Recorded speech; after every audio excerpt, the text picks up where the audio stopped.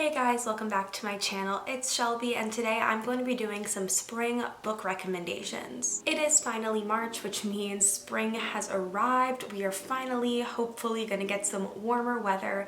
I, for one, am very excited at the prospect of reading outside and not having to bundle up as much.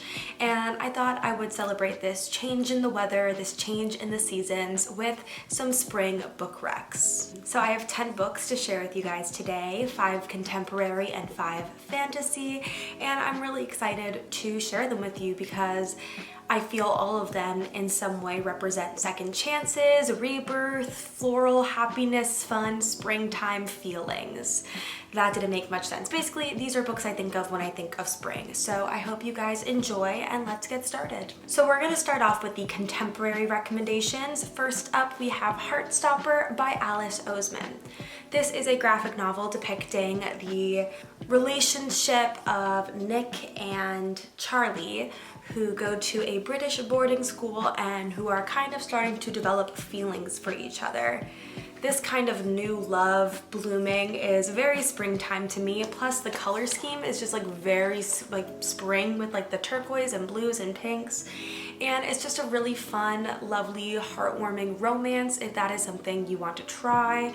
As I said, I recently read this in February, so it's still very fresh in my mind, and I just fell in love with the characters and the development of their relationship, and I am really looking forward to continuing this series, so highly recommend checking out this one. Next up on my list is Meet Cute by Helena Hunting. So Meet Cute follows a girl named Kaylin who finds out that she has a law class with one of her favorite childhood actors, Daxton, and they actually become very good friends over the course of law school until Daxton does something to screw Kaylin out of the top spot in their class. 10 years later, Daxton has actually come to Kaylin's law firm for help, and she decides to give it while still holding a little of that aggression from the thing he did in the past, and they kind of have to learn to work together, and Kaylin kind of has to decide whether or not to hold on to her grudge or to let it go in favor of a new love. This book was just really cute and kind of sad at times. It is kind of like a second chance romance, kind of like enemies to lovers. I thought that the interactions with Kaylin and Daxton were really great.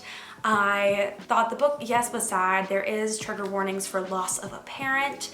And I just think if you want a different kind of romance, this one was really fun. Don't judge it by the cover. I know it seems very cutesy and stereotypical, but it really does get a lot deeper, and it really was such a great romance to read.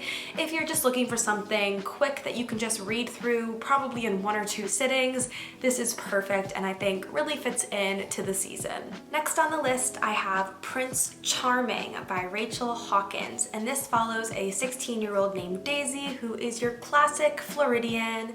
She's just kind of living her life when her perfect older sister actually ends up marrying the Prince of England, I believe. Of Scotland. She marries the Crown Prince of Scotland. And all of a sudden Daisy's normal life is kind of upended as she is thrown into this royal chaos. To help her kind of navigate these waters, one of the Duke's sons, I believe, Miles, has kind of been volunteered to help Daisy kind of learn the ropes of royal life, and obviously there begins to be some attraction there. What I really like about this royal romance is that it isn't the main character who has the fairy tale prince. It is actually about that fairy tale princess's younger sister, and I thought that was a really interesting take on the royal romance trope. I thought Daisy was just such a fun and free-spirited character. She didn't want to kind of tone down her own personality just because that was what was expected of her. I like that she kept her spirit, and I really loved her interactions and her relationship with Miles. I thought it was all just a really cool take on the romance trope. And there is a second book in this series that I really want to read called Her Royal Highness, which follows the princess in this series, and it is a queer romance that I'm really hoping to get to this year. So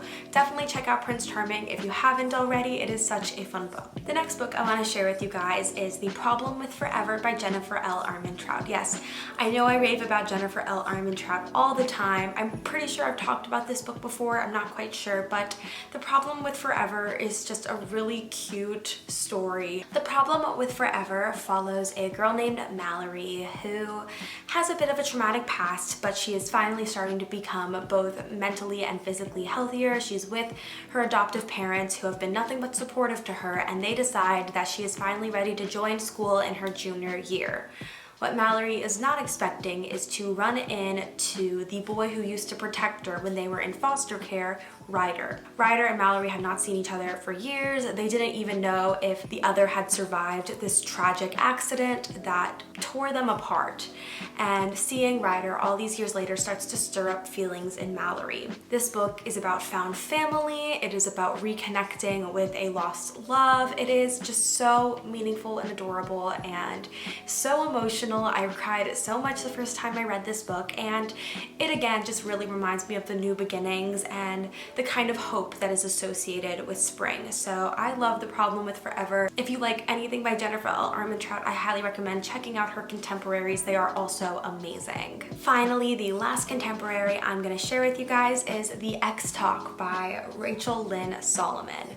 This is an enemies to lovers romance that I've recently finished and absolutely adored. It is about two people who work at a radio station, Shay and Dominic, who their radio station is kind of floundering when Shay comes up with the idea to have a new segment where exes go on the air and talk about the problems with their relationship. Their boss thinks it's such a great idea, he tells Shay and Dominic to pretend to be a couple, break up, and then host this show. So all of a sudden, these two co-workers who can't stand each other have to pretend to be in a fake relationship and breakup, all fake for the purposes of this radio station.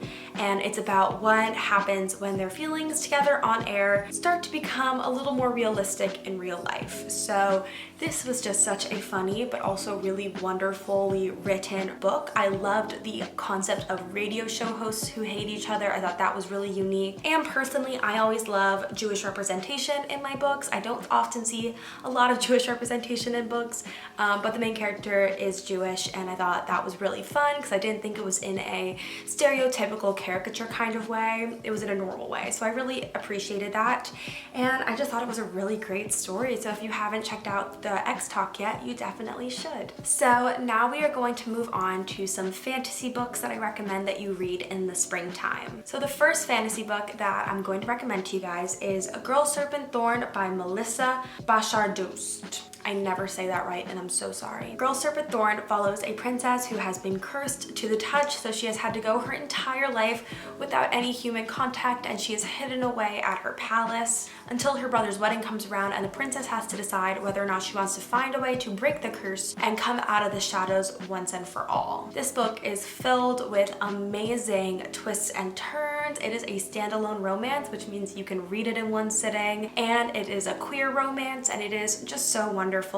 I had a lot of fun reading it, and look at the cover. That cover just screams spring, and you definitely get those vibes as you read it. So if you're looking for something a little bit different that I believe is inspired by Persian mythology, which is really cool, I highly recommend checking this one out.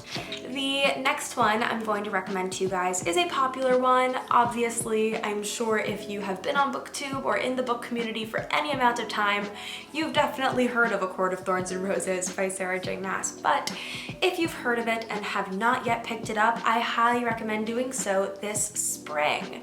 The first book in this series is kind of centered in the springtime, so it is a great time to read this if you haven't yet. We follow Feyre, who is a hunter and who is human, who is determined to provide for her family, a very Katniss character.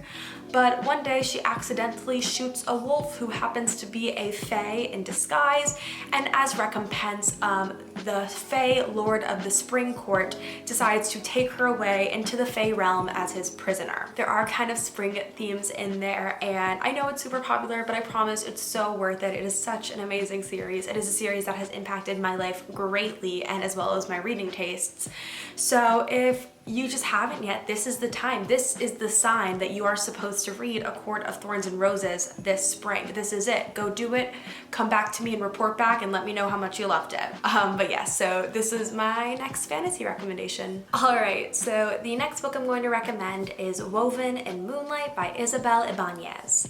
I adore this book. I think it is so beautifully written and crafted with such amazing magic systems. Like, it's so cool. We follow Zemina, who is is the decoy princess. So the princess doesn't get hurt, Zamina acts as a stand-in for her. When a rivaling kingdom starts to threaten them and demands the princess's hand in marriage so they'll stop, Zamina is the one who takes the princess's place and goes to the palace, but while she is there, she is determined to find a way to bring him down. This is a gorgeously inspired fantasy book with really, as I said, amazing magic systems where the magic is woven into string and you have to be able to like understand how to weave it, and I don't know how to explain it. It's literally called Woven in Moonlight. It's very cool, and the cover is just so stunning. I mean, I'm obsessed with it.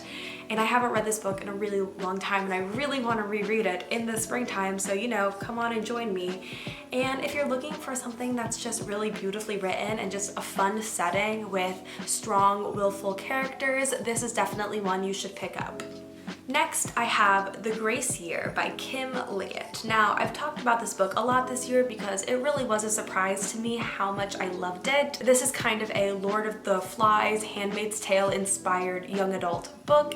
It is fantasy, it is a horror book, and it kind of takes place in this alternate time or space where there's a community of people where the men are treated as superior and the women are subjugated. And on every woman's 16th birthday in the 16th year, they are sent away into the forest to fend for themselves in order to expel the dangerous magic within them. Our main character, Tierney, doesn't actually believe that this magic exists, and it kind of makes her a target for the other girls once they reach their grace year. And it is just kind of all about female power and how quickly women will turn on each other in the wild when men are controlling them, and it has just a really great subliminal message about sisterhood and things like that, and I just highly recommend checking out. It is so interesting, it is so beautiful and haunting, a real scary reflection on our society, but also I just think would be really interesting to read in the springtime when everything is new, and it's just a very contemplative book. Plus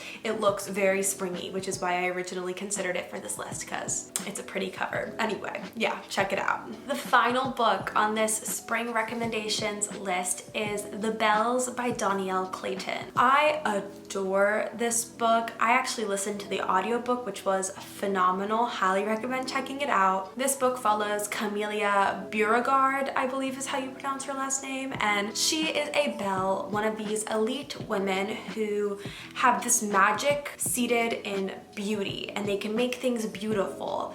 And they are trained from birth to do this. They are trained to serve, and at a certain year they go out into the world, and their job is to literally breathe beauty and color into the world, because somehow in some tragic past accident everyone has kind of lost their joy and their color, and everyone is very pale and gray, and their job is to restore that beauty. So every generation the bells come in and they restore this beauty, and all Camelia wants to do, she wants to be placed as the favorite belle in the castle. But she might be getting a little bit more than what she bargained for when she realizes that the purpose of the bells is not everything she has been told it would be. It is haunting, and it has a really great message about what is beauty, outer versus inner. It has this really beautiful magic in it, and the bonds of sisterhood are also really beautiful within this story. So if you are looking for something new, something magical and extravagant and floral, then I definitely recommend checking out The Bells by Donielle Clayton. And those were the 10 books I'm going to recommend for you guys for spring. If you have any more recommendations for this beautiful season, leave them on down below. I would love to check them out. If you guys liked this video, please don't forget to like, subscribe, and comment. Hit the notification bell to get updates on when I post. I post every single week, and I'll see you guys in my next video. Bye!